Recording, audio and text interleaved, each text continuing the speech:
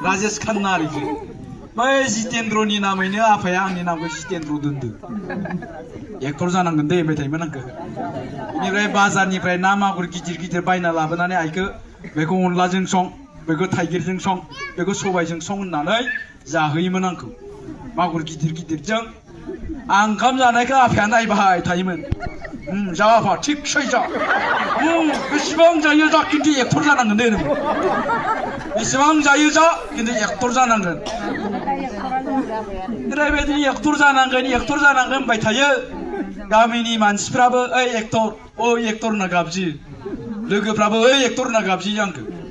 आं सानबाय आंखौलाय मा एक्टर होनबाय थायोब्रा दा आं एक्टरखौनो जानोसैलाय सानबाय आं एक्टर जानोसै ओमफ्राय एक्टर जाबाय आं दा जायाखै फैला नोंथांमोना दा बयबो सिनायो आरो दा बेबायदिनो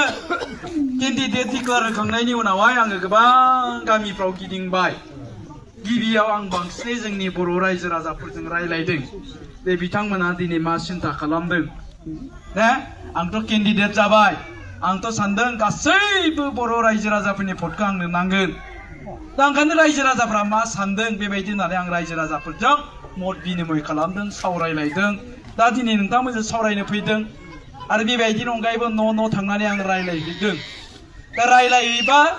रायजो राजाफ्रा मोनसे बाथ्रा बुंदों रायजो राजाफोरनिल' बाथ्रा नङा बियो बिपिएफनि नेता कर्मिफ्रानो बुंदों बिसोर दा ओरैनो सासो गिदिंबाय दं उफाय गैया बिसोरनो बुंदों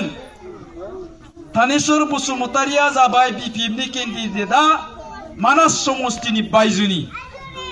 बियो सालानि मास आं जाबाय लकेल